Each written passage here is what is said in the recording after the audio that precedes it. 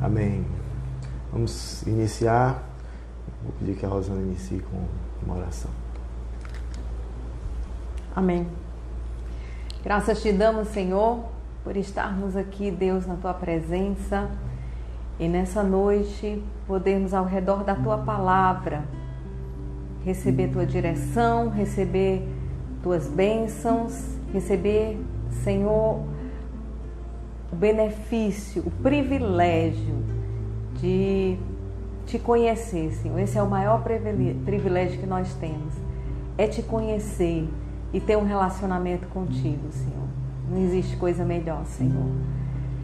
E nós podemos exercer isso, Senhor, na nossa casa, na igreja, no templo, em casa, ou em qualquer lugar na internet, não importa. Aonde nós estivermos, nós estamos contigo e tu estás conosco. Obrigada, Senhor. Amém. Bem perto está Jesus, o Senhor, daqueles que o invocam em verdade. Quebranta, Senhor, o meu coração, para ministrar real adoração. Meu maior desejo, Senhor, é te conhecer, desfrutar da tua comunhão. Minha alma tem sede de Deus, dependo de ti. Quebranta o meu coração. Bem perto está Jesus, o Senhor, daqueles que o invocam em verdade. Quebranta, Senhor, o meu coração, para ministrar real adoração.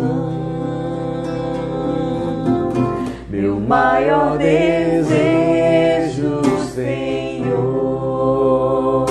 é te conhecer, desfrutar da tua comunhão. Minha alma tem sede de Deus, dependo de ti. Quebranta o meu coração. Meu maior desejo, Senhor, é te conhecer, desfrutar da tua comunhão. Minha alma tem sede de Deus, dependo de ti. Quebranta o meu coração. Quebranta o meu coração. Quebranta o meu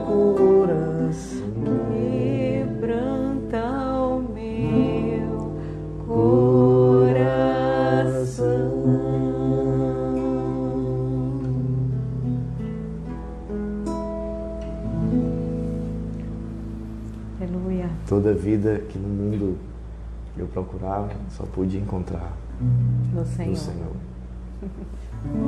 E a paz também. Ele é o Deus da paz, príncipe da paz. Príncipe da paz.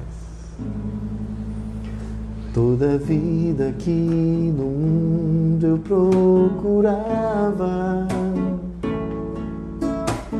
só pude encontrar em ti. E a paz que ardentemente eu buscava, só em ti eu encontrei. E agora eu sou mais que vencedor. Tenho vida de vitória e louvor.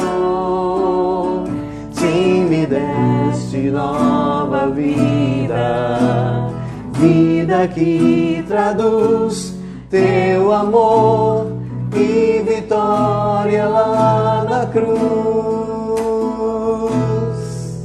Toda vida que no mundo eu procurava, só pude encontrar em ti. E a paz que ardentemente eu buscava, só em ti eu encontrei. E agora eu sou mais que vencedor. Tenho vida de vitória e louvor. Sim, me deste nova vida, vida que traduz teu amor e vitória lá na cruz. Teu amor e vitória lá na cruz. Teu amor e vitória lá na cruz. Aleluia. Glória a Ti, Senhor Jesus. É o Teu amor que se manifesta. Senhor. É o Teu amor, Senhor, que se traduz em vida, se manifesta em vida, na nossa vida, na nossa casa. Amém. Graças a Deus. Amém, graças a Deus. Amém. Amém. Rosana, você podia dar as notícias da irmã Iracema e cumprimentar os irmãos também. Verdade. Graça e paz, irmãos. Que há muitas notícias boas, né? Uma delas que a gente quer dar é que nós temos orado, né? Nós temos orado por aqueles que estão enfermos e temos recebido bons retornos. Pastor Aloísio está bem, está hospitalizado, mas está num quadro estável, um quadro muito bom de saúde, fazendo tratamento. Então permanece internado, nós vamos permanecer orando por ele. A irmã Iracema, que havia ido ao hospital na madrugada, ela já está em casa, ela retornou porque ela, graças a Deus, não tinha as complicações do pastor e ela não estava presente. O problema respiratório que ela estava era mais emocional, então esse quadro emocional foi suprido, ela está em casa, está bem, graças a Deus. E também a tia, a Catarina, né, que é tia da Raquel, pela qual a gente também tem orado, ela está no respirador, né, está tendo a respiração mecânica, é que chama? Sim. Né, está com a respiração mecânica, hospitalizada, mas já saiu da UTI e ela está bem, né, ela não foi diagnosticado coronavírus, ela faz tratamento de câncer. No primeiro exame, o resultado foi negativo. Vai ser repetido, tem uma contraprova, mas nós cremos que o Senhor está no controle dessas vidas e de outros mais. Nós estamos orando e crendo na vitória do Senhor Jesus sobre toda essa enfermidade. Amém.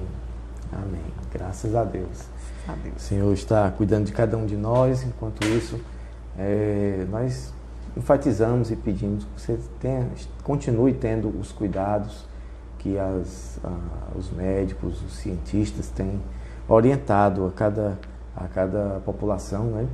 Que tenha cuidado com a limpeza das suas mãos, com as saídas, evite ao máximo, porque a ideia é evitar a transmissão a outras pessoas e assim diminuir aquela curva de incidência da doença, porque o serviço de saúde, ele hoje não tem a condição necessária para atender a todas as pessoas se todo mundo ficar doente de uma vez. Nós precisamos, porque foi Deus quem deu inteligência e sabedoria ao homem para que ele tivesse um serviço de saúde disponível e os médicos estivessem ali disponíveis para nós. E nós estamos recebendo outras notícias aqui de cura também, viu? A Magda disse que estava com febre, mas já está curada, não tem mais febre, está se sentindo bem. Graças a Deus, minha irmã Magda, lá em Portugal, que está aqui fielmente, né, sempre com a gente nas lives, e ela nos traz essa boa notícia, né?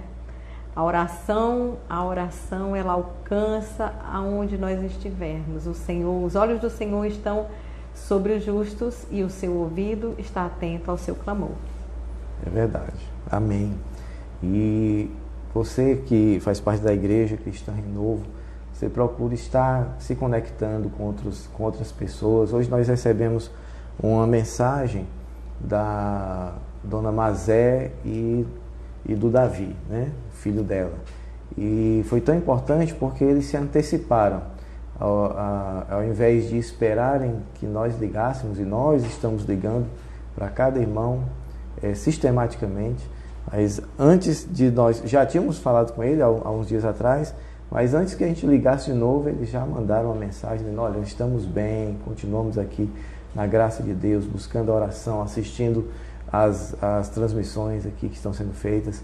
Então, você pode fazer isso também, pode ligar para o seu irmão, aproveite esse tempo e não deixe que ninguém se sinta só nesse momento. É importante que nós estejamos sendo igreja nesses dias, né? Fortalecendo os nossos laços sempre, fortalecendo as conexões, fortalecendo, fazendo mais, né, mais contatos do que a gente costumeiramente faz, né? Hoje o desafio que o Senhor faz à sua igreja é esse, né, de que nós estejamos exercitando ativamente os mandamentos recíprocos que o Senhor falou, né? Aqueles que dizem uns aos outros. Vamos cuidar uns dos outros, né? E vamos exercitar aquilo que o Senhor disse que era pra gente fazer, né? Por exemplo, eles orai uns pelos outros. Amai uns aos outros. Levai as cargas uns dos outros. Submetei-vos uns aos outros. Perdoai uns aos outros. E assim, ai, que maravilha, a gente dava uma série, viu? Tá bom, já fica registrada a ideia. Uma série de estudos, mandamentos recíprocos. Mandamentos recíprocos. Bom, mas hoje nós vamos ver algo que não é muito recíproco, porque é alguém nos dando gratuitamente algo sem esperar nada de nós. Então, é realmente uma dádiva de Deus. Nós vamos ver isso em Ezequiel capítulo 36. Quero que você abra a sua Bíblia. Em Ezequiel capítulo 36, eu quero aproveitar para dizer para você que você pode compartilhar essa live agora. Você vai nessa setinha que tem embaixo do seu vídeo ou do lado direito, se você está com o telefone inclinado, e você pode compartilhar com algumas pessoas que você acha que deveriam estar ouvindo a palavra do Senhor agora, e elas vão ter um link direto com a gente aqui, vão poder entrar. E também você pode ver depois no canal da igreja, no canal Igreja Cristã Renovo, no YouTube, e você pode também ver lá e compartilhar também. Importante que você faça isso para compartilhar a palavra de Deus. Então, Ezequiel capítulo 36 é um texto muito importante para nós. Nós vamos ler aqui o texto que diz assim, a partir do versículo 22, viu? Ezequiel 36, nós já vamos ler a partir do versículo 22, que diz assim: por isso diga à nação de Israel, assim diz o soberano Senhor, não é por causa de vocês, ó nação de Israel, que eu vou fazer essas coisas, mas por causa do meu santo nome, o qual vocês profanaram entre as nações para onde foram. Eu quero compartilhar com você logo nesses primeiros versículos, nesse primeiro texto, eu quero enfatizar isso aqui, ó. Não sei se dá para você perceber que quando muda de cor aí na sua tela, mas está aqui. Não é por causa de vocês. Puxa, que coisa mais surpreendente, né? A gente tem se acostumado nesses dias a ver afirmações de que Deus faz tudo por nós, de que Deus nos ama demais, e então por isso ele faz tudo pela gente. Ele passa a mão na nossa cabeça, Ele perdoa todos os nossos pecados, Ele nos leva para as águas de refrigério, Ele cuida da nossa vida, nada nos faltará, tudo enquanto Ele está ali para nos paparicar. Mas será que isso realmente é verdade? Será que Deus é um pai paparicador? Será que Deus é um pai assim que passa a mão em cima dos nossos erros? Bom, Ele é um pai extremamente amoroso, mas muitas vezes nós confundimos isso pela nossa cultura. Nós achamos que ser amoroso é ser paparicador, é ser aquela pessoa que passa a mão na cabeça, que não repreende nos seus erros, né? É o quê? Babão, né? A Vitória está nos ajudando aqui. Vitória e Samara estão aqui conosco, nos ajudando e podem mesmo participar e devem. Então, não é por causa de vocês. Oxe, então se Deus está dizendo que vai fazer uma grande obra, mas não é por causa de nós, vai ser por causa de quem, né? E aí você pode ir lá para o Salmo 23:3, que está aqui na tela, onde ele diz: guia-me pelas veredas ou nas veredas da justiça por amor do seu nome. Por amor de que nome? Do nome dele. Olha como está coerente com o que nós vimos aqui. Não é por causa de vocês, mas por causa do meu santo nome. Então, me parece que tem uma explicação. O Senhor tem um zelo pelo seu próprio nome. E esse nome dele está impresso em nós. Nós, como família de Deus, somos os portadores do nome de Deus. Somos chamados cristãos, né? Somos chamados cristãos, né? Os crentes também somos chamados. Então, quando o Senhor olha para nós, Ele está vendo alguém que o representa nessa terra. Esse era o projeto já desde Adão. Adão e Eva, quando foram colocados nessa terra, foram colocados como gerentes do Senhor aqui. Então são os representantes. Ele disse: olha, vocês vão governar a terra, vão cuidar da terra, vão vigiar a terra, vão lavrar a terra. Então nós fomos colocados nessa terra para cuidar dela, para gerenciá-la. Porém, nós temos errado nisso. Mas como representantes de Deus, Ele cuida disso por causa do nome dEle, por honra ao nome dEle, por honra à palavra dEle, ao que ele disse. Né? E a gente vai... Pode falar. E o interessante, né, Gide, é que não assim, isso não invalida tudo que nós sabemos que a palavra diz a respeito do amor de Deus por nós, né? Não invalida, não quer dizer que Deus não nos ame. Ele sim nos ama, Ele sim ouve as nossas orações, Ele sim é esse Pai amoroso, né? Não, nada disso invalida, apenas muda o foco, né?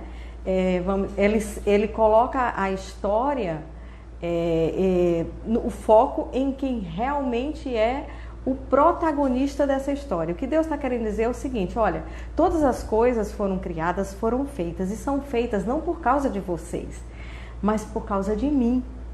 Deus dizendo isso, né? Então, o protagonista dessa história, essa história toda, desde os séculos, desde a eternidade até o fim da eternidade, nem pode dizer isso, mas vamos dizer assim, toda a extensão é por causa de Deus, e fala de Deus e não sobre nós, porque a gente tem a tendência de achar que Tudo é para nós. O homem é o centro do universo. A gente se coloca como centro do universo, né? A gente se coloca como centro das nossas vidas. Mas, na verdade, a minha vida aqui na Terra, né, ela só existe porque existe um Deus para quem eu vivo. E eu vivo para a glória do seu nome. É por isso que Ele está restaurando todas as coisas. É a glória do nome dEle que importa. Porque nós só fomos criados para a glória do nome do Senhor. É verdade. Né? E nós alcançamos a nossa satisfação e nossa realização quando nós o glorificamos. Quando a gente coloca as coisas no devido lugar. Ele é Deus e eu sou o filho, a criatura, né? O servo. É isso mesmo. Então, é apenas Ele colocando cada coisa em seu devido lugar. Que Ele nos ama? Claro que Ele nos ama. Agora, Ele é o centro. Ele é o centro do universo. E Ele não divide a sua glória com ninguém. Com ninguém. Né? Então, seguindo o texto, Ele vai dizer o seguinte, acompanhe comigo. Mostrarei a santidade do meu santo nome, o qual foi profanado entre as nações. O nome que vocês profanaram no meio delas. Então as nações saberão que eu sou o Senhor. Palavra do soberano Senhor. Quando eu me mostrar santo por meio de vocês diante dos olhos delas. Então aqui eu quero enfatizar essa passagem onde ele diz: então as nações saberão que eu sou o Senhor. Veja que existe um propósito em que Deus glorifique o seu nome, em que Deus faça valer a santidade do seu nome. O propósito é que as nações saibam que Ele é o Senhor. Então, Ele não somente tem um propósito em nós, de transformar nossa vida, de testemunhar em nós, mas também de testemunhar através de nós, de manifestar a glória dEle ao mundo através da nossa vida. Então, Ele quer que as nações saibam quem é Deus. E isso Ele vai fazer através de nós. Sou eu e você que temos a responsabilidade e a capacidade pelo Espírito Santo de falar para as pessoas daquilo, de quem é Deus, porque nós o conhecemos. Ele tem se mostrado a nós. E cada vez tem se mostrado mais. E Ele tem esse propósito em nós, de que nós sejamos as suas testemunhas em todo lugar. Então eu quero lhe convidar hoje, lhe convocar hoje a ser realmente um cristão ativo naquilo que é o único propósito da sua existência nessa terra. Todo cristão tem um propósito na sua vida e o seu propósito é pregar o Evangelho, é fazer discípulos do Senhor. Então, se você não está fazendo isso, me perdoe dizer, mas você não está fazendo a razão da sua existência. Você não está cumprindo a razão da sua existência. A única razão pela qual o Senhor ainda não lhe levou. É a razão pela qual Ele vai nos avaliar depois, no final, pelos frutos. Ele vai dizer, vamos lá, quais são os frutos que você traz? Eu te dei isso. Você multiplicou? Então, esse é o propósito da sua vida. E nós não queremos nos apresentar diante do Senhor de mãos vazias. Nós queremos nos apresentar com muitos feixes, os quais foram colhidos durante toda a nossa vida. Amém. Ah, mas eu não tenho capacidade, nem eu. Então, de onde vem a capacidade? Vem da palavra de Deus e do Espírito Santo que habita em nós. Por isso, eu quero lhe convidar a experimentar. Fale para alguém de Jesus. Fale daquilo que você era, do que Jesus fez na sua vida e de quem você é hoje. Aproveite esse momento, você está tendo tempo, está tendo oportunidades. Pregue o Evangelho, fale de Jesus. As pessoas precisam de paz, precisam de alento, precisam de um propósito na sua vida e você conhece tudo isso. Você conhece a paz que excede todo entendimento, você conhece o amor de Deus, você conhece o dom de Deus e a sua justiça. E a você e a mim foi entregue o ministério, o serviço da reconciliação. Amém. Então vamos fazer o serviço, né, que nos foi entregue. Amém. Amém. Bom, então o propósito é que sejamos testemunhas e que as nações vejam isso. E aí ele vai continuar aqui, quando ele diz, pois eu os tirarei das nações, os ajuntarei do meio de todas as terras, e os trarei de volta para a sua própria terra. Aspergirei água pura sobre vocês, e vocês ficarão puros, e os purificarei de todas as suas impurezas e de todos os seus ídolos. Agora vamos conversar e meditar um pouco sobre esse outro trecho. Obviamente, essa palavra foi diretamente para o povo de Israel que estava no exílio. E aqui vem uma promessa de que eles voltariam para a sua própria terra. Mas existe algo nesse texto que não foi cumprido naqueles dias do retorno do exílio. Tem algo nesse texto que foi cumprido em Cristo Jesus na nossa vida. Vamos conhecer um pouco mais desse texto. A primeira frase que eu quero chamar a sua atenção é: eu os tirarei das nações. Eu os tirarei das nações. Sabe, eu e você somos um povo de propriedade exclusiva de Deus, que foi comprado pelo sangue de Jesus Cristo. E nós fomos tirados das nações para formar um povo separado para Deus. Esse povo separado para Deus, que é a igreja, é um povo que é formado de gente de toda tribo, língua, povo e nação. Então, dentro da igreja tem brasileiros, tem americanos, tem italianos, espanhóis, portugueses, japoneses, chineses, africanos, de todos aqueles países daquele continente. Então, tem gente de todas as tribos, tem ciganos, né? Tem sertanejos, tem gente de todo jeito, quilombolas, né? De todos os dialetos. É isso que o Senhor, de todas essas nações, Ele forma um povo para si. E esse povo tem uma identidade diferente, tem uma identidade como nação, como povo. Então nós não deixamos de ser brasileiros e de amar o nosso país, a nossa terra, mas nós temos uma pátria celestial que nós amamos muito mais do que essa pátria dessa terra, né? A outra frase que eu quero chamar a atenção é que ele vai dizer mais na frente: olha, eu os trarei de volta para a sua própria terra. É uma promessa para Israel, que voltaria da Babilônia e de outras nações onde estava espalhado e voltariam para aquela terra ali, que lhes havia sido prometida.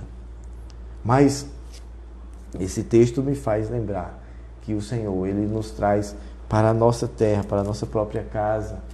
Ele nos convida de volta para a casa do Pai. Aqui é a sua casa. Na igreja é a sua casa. Talvez você esteja me ouvindo e você já frequentou a igreja, mas deixou de frequentar. Talvez você se decepcionou com alguém, talvez esfriou por alguma razão e deixou de frequentar a igreja. Deixou de viver a vida de Cristo. Então, esse é um chamado. Volte para casa. Volte para a sua própria terra. Você tem um lugar que é seu. É a sua casa.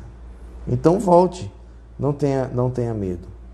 E aí, continuando, já vou falar mais um pouco sobre voltar para a sua casa, porque esse texto vai nos conduzir a isso. E ele vai dizer aqui: aspergirei água pura sobre vocês, e vocês ficarão limpos. Ontem a gente viu um vídeo muito engraçado nessa época de coronavírus, né?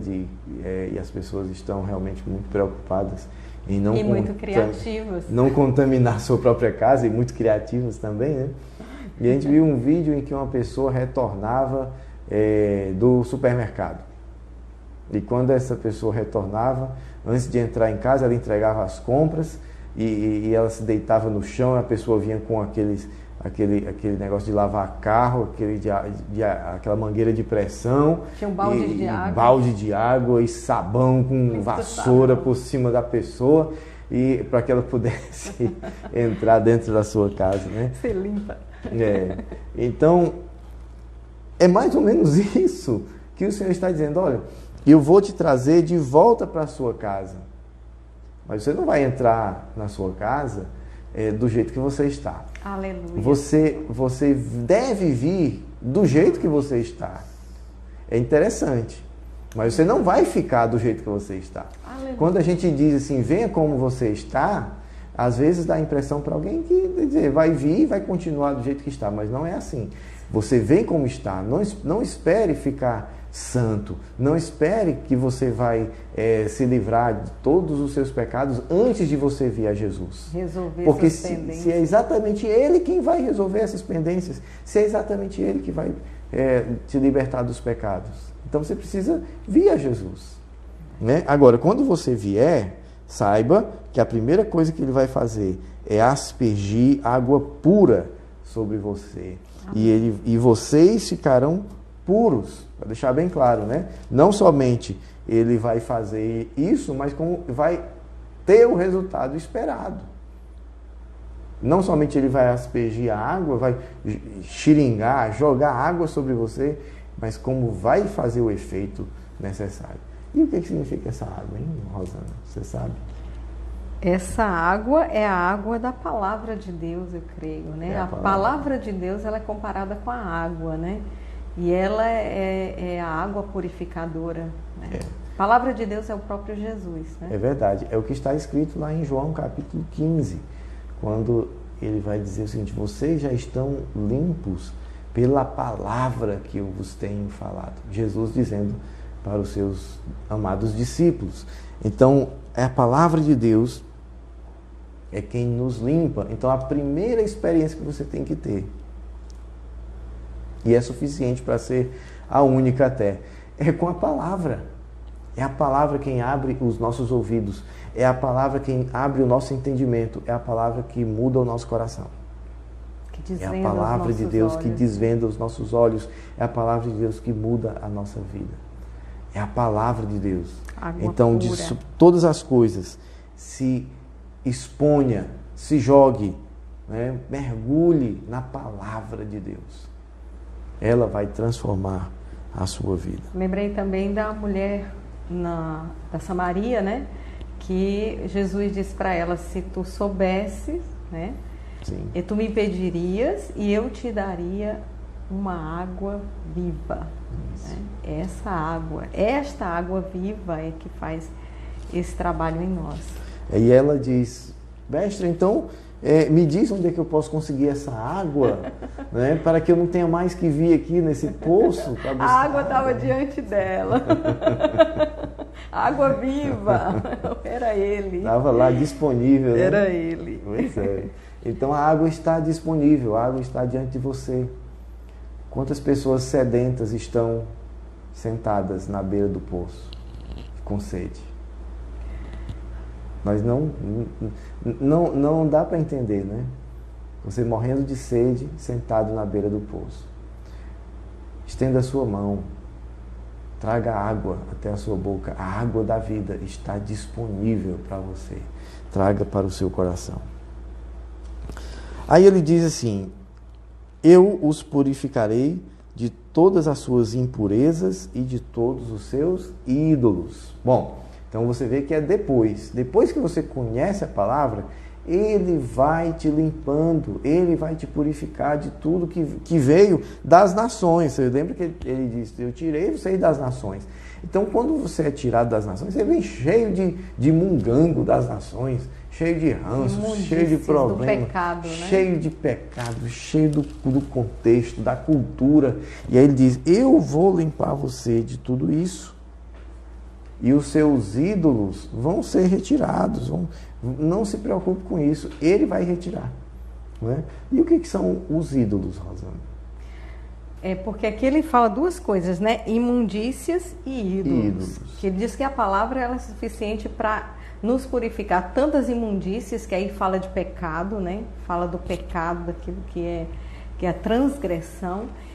E dos ídolos. E os ídolos nada mais são do que aquelas coisas que nós colocamos, muitas delas legítimas, né, mas que nós colocamos no lugar de Deus. Nós damos tanto valor a elas que elas passam a ocupar o nosso tempo, a nossa afeição de tal forma, nós estamos ligados a eles, que Deus passa para segundo plano, às vezes até terceiro e quarto plano, porque é uma multidão de ídolos, né? E eu acho que era Lutero que dizia que o coração é uma fábrica de ídolos, né?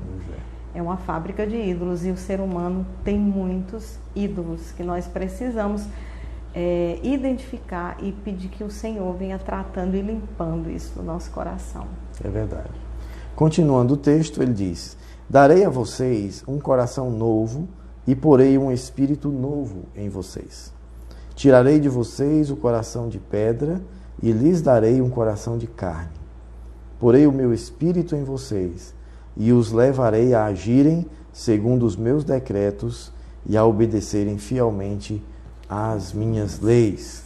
Então, primeiro, vamos aqui o processo de transformação do ser humano. A primeira parte é um coração novo. Me defina um coração, Rosana. O coração na Bíblia, né, é a sede das nossas vontades, do nosso pensamento, da nossa imaginação, da nossa afeição, né, das nossas emoções. Tudo isso fala de coração, né? Tudo isso é coração. É o centro nervoso do homem, é o centro de comando, vamos dizer assim. Talvez o homem moderno falaria de cérebro, né? De cérebro, né? Quando eu falo com os adolescentes, com as crianças, eu digo assim, que o coração na Bíblia é esse aqui, ó. É o coração, não é esse que bate tum, tum, tum, não. É esse aqui. Aqui está o coração do homem, a alma do homem, a sua sede de vontade, de afeição e de decisão. Muito bem. Mas mesmo dentro do cérebro existem várias partes dele e existem partes que cuidam, por exemplo, dos nossos movimentos, tem outras que vão cuidar da parte mais intelectual, do aprendizado, mas tem umas que vão cuidar exatamente das nossas vontades, né, das nossas emoções. E isso é que é esse conjunto de vontades e emoções, elas vão estar, e decisões, vão gerar decisões, e eles estão exatamente onde a Bíblia chama de coração. Então significa que o coração é uma fonte de decisões, porque nós tomamos decisões pelo sentir e pelo pensar. Elas vão gerar ação. E aí, quando você muda o coração, você está interferindo diretamente na fonte dos pensamentos, decisões racionais, e na fonte dos sentimentos, né, que são as decisões emocionais, que vão gerar ações também. Então, veja bem, como Deus é sábio, porque a religião, ela procura mudar o quê? As nossas ações.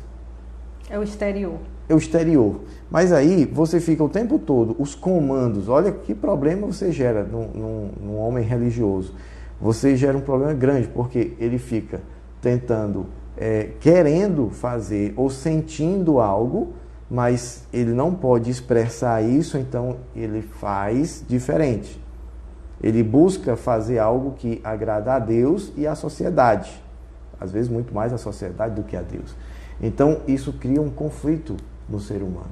Então Deus está dizendo, eu não vou mudar você de fora para dentro, eu vou mudar de dentro para fora, mas sou eu, é de fora para dentro, porque ele vem de fora, entra em nós. A partir daí ele muda de dentro para fora, ele muda a fonte. Se ele purifica a fonte do rio, as águas vão ser purificadas ao longo do leito do rio. Esse é um coração, mas não somente um coração. Ele diz que vai nos dar, vai pôr em nós um espírito novo. Olha aí, um espírito. Esse coração não pode ficar vazio, ele tem que conter algo novo. Algo novo, que não é ainda o Espírito Santo. É um espírito com E minúsculo, né? É uma nova vida. O espírito, nosso espírito é a vida. Então, um novo ânimo, uma nova vida que está em nós, que é aquilo que o Senhor falou para aquela mulher samaritana na beira do poço. Ele disse, que aquele que crê em mim, do seu interior fluirão rios de águas vivas, né? Mas lá na frente ele vai dizer, e porei o meu Espírito em vocês. Aí, com E maiúsculo, todo aquele que recebeu a Jesus como seu Senhor e Salvador, aquele que creu na palavra de Deus, ele recebe o Espírito Santo em si mesmo. Eita, amém. Agora é muito poderoso, porque você tem um coração novo que se inclina para a verdade, que se inclina para Deus, diferente do velho coração que se inclinava para o pecado. Agora você tem um espírito novo, um novo ânimo, uma nova vida, e agora você tem o Espírito Santo em você que testifica que você é filho de Deus. Quer mais? Tem a melhor parte. Eu quero que você observe cada um desses verbos que estão aqui. Ele diz, darei a vocês um coração novo. Porei um espírito novo. Tirarei de vocês o coração de pedra. Darei um coração de carne. Porei o meu espírito. Levarei vocês a agirem segundo os meus decretos. Então, você vê que em nenhum momento ele está dizendo, vocês se esforcem para isso. Vocês façam isso. Olha, por favor, né? Tirem o coração de vocês, esse velho, e coloquem um novo. Não. Claramente o Senhor está dizendo, a ação é minha, o poder é meu. Sou eu quem vai fazer isso na vida de vocês.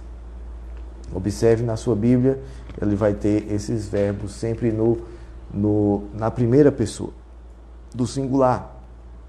Eu, ou seja, Deus, Ele vai fazer, Ele fez esta obra lá na cruz do Calvário em Cristo Jesus, quando Ele morreu, e ali Ele atraiu a todos nós, a Ele mesmo, transformando a nossa vida, matando a nossa velha vida, o nosso velho homem, fazendo-o morrer, e por isso morremos para o pecado e vivemos para Deus, pela graça de nosso Senhor Jesus Cristo. É o que está escrito, você pode ler depois Romanos 6, e você vai entender bem esta obra da cruz, né?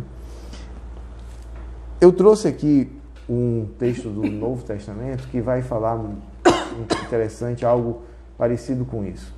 Quando, lá em Lucas capítulo 15, versículo 21 a 24, Jesus conta a história, a parábola do filho perdido. E esse filho perdido, ele toma exatamente o mesmo segmento, ou o mesmo caminho que o povo de Israel está sendo chamado a tomar, lá em Ezequiel.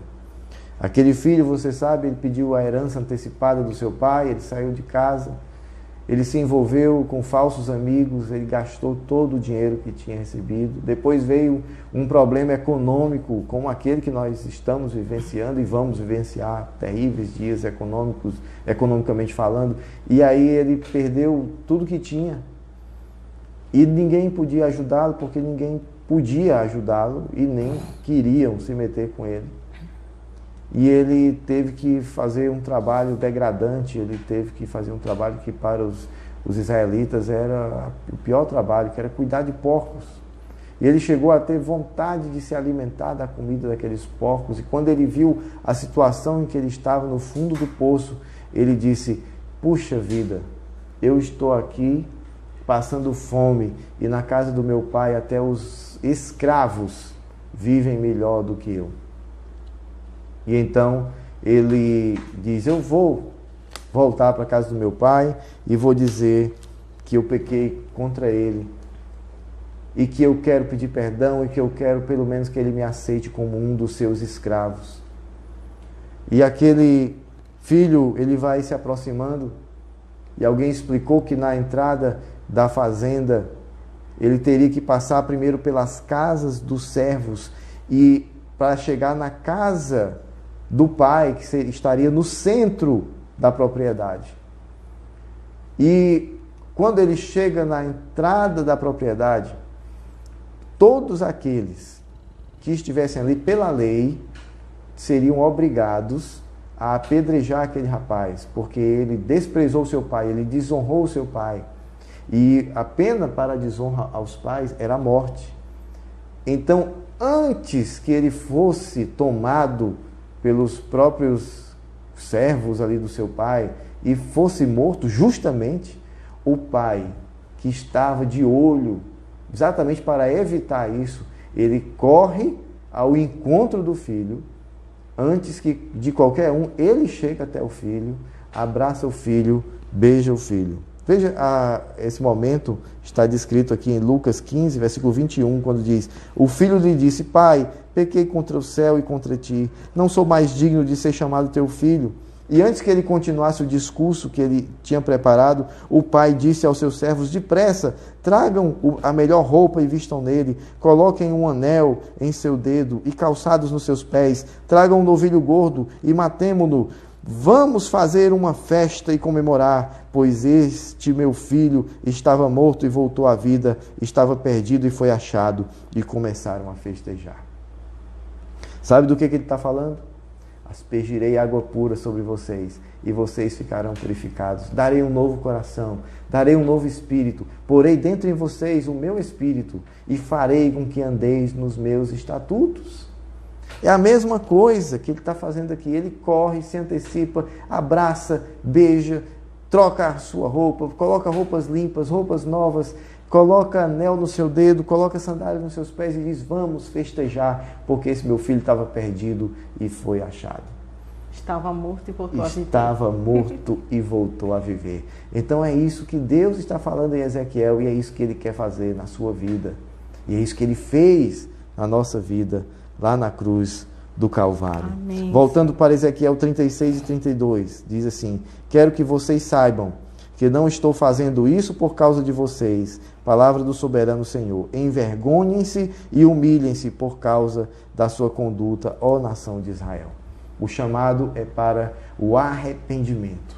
O chamado é para que você se arrependa, para que nós nos arrependamos dos nossos pecados e corramos para Jesus, o autor e consumador da nossa fé. Ele te ama, Ele me ama, Ele quer que a gente se arrependa para ter perdão dos nossos pecados e caminhar com Ele por toda a nossa vida. Nós devemos seguir então para Ezequiel 36, versículo 34 e 35, que diz: a terra arrasada será cultivada e não permanecerá arrasada à vista de todos os que passarem por ela.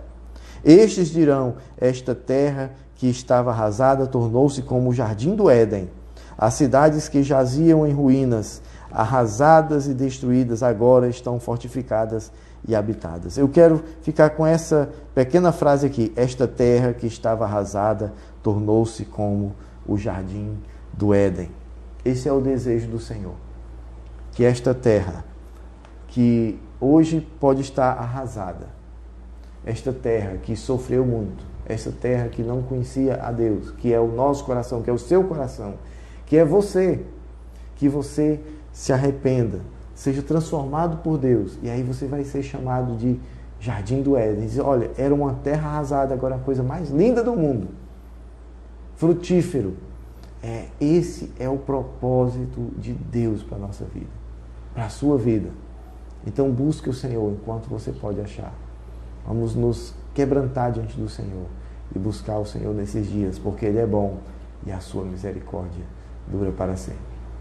E Ele quer fazer algo novo na minha vida e na sua vida, nesses dias e em todos os dias da nossa existência nessa terra. Você não será mais uma terra arrasada, nunca mais. Você é como o jardim do Éden. Quero incentivar você a ler todo o capítulo 36 de Ezequiel e Lucas capítulo 15, para que você compreenda toda a palavra do Senhor. Amém? Amém. Amém. Vamos fazer uma oração. Vou pedir a Rosana mais uma vez, ore e peça, por favor, Rosana, pela transformação de vidas, de terra arrasada por uma nova terra. Amém. Amém. Nós cremos, irmãos, que o chamado de hoje é um chamado de hoje, quando eu falo hoje, do nosso tempo, do que nós estamos vivendo hoje, é o chamado ao arrependimento.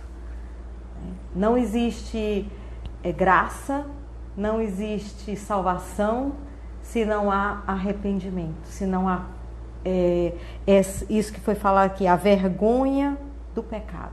Se você não passa pela vergonha do pecado, pela culpa, você também não valoriza e nem vai entender o que é ter um Salvador e o que é ter os pecados perdoados, né?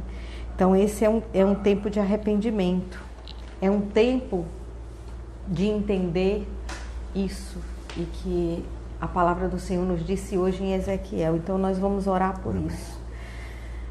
Pai, nós aqui, Senhor, nos curvamos diante de Ti, Senhor. Nos curvamos e clamamos pela nossa terra, Senhor.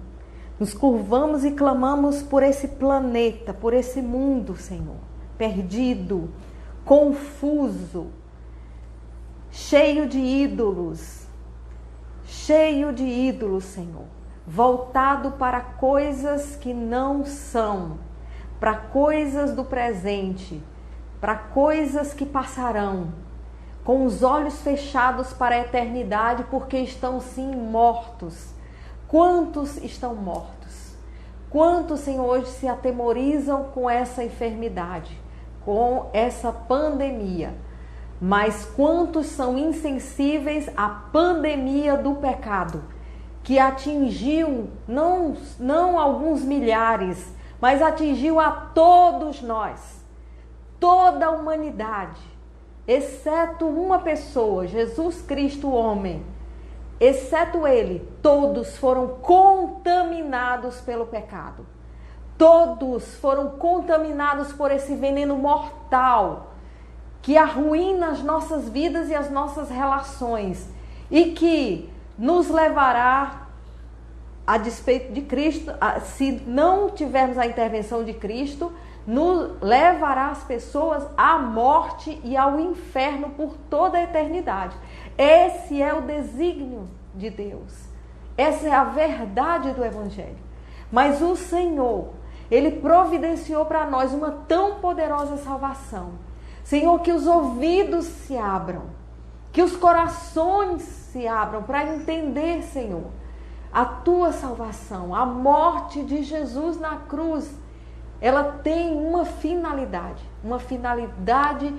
de perdoar, de cumprir nele. Ele cumpriu a penalidade do pecado, para que nós recebêssemos vida, todos aqueles que creem em Jesus, como o que levou sobre si todas as nossas culpas e pecados, e que pagou por nós o preço de morte.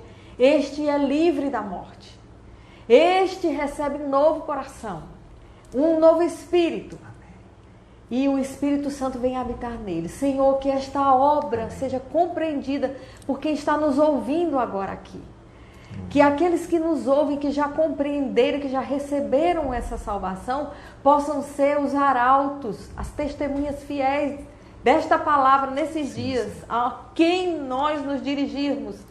Senhor, usa-nos, Senhor, Espírito Santo de Deus, porque estes são os dias de profecia. Esses são os dias em que o Evangelho deve ser pregado com toda a ousadia.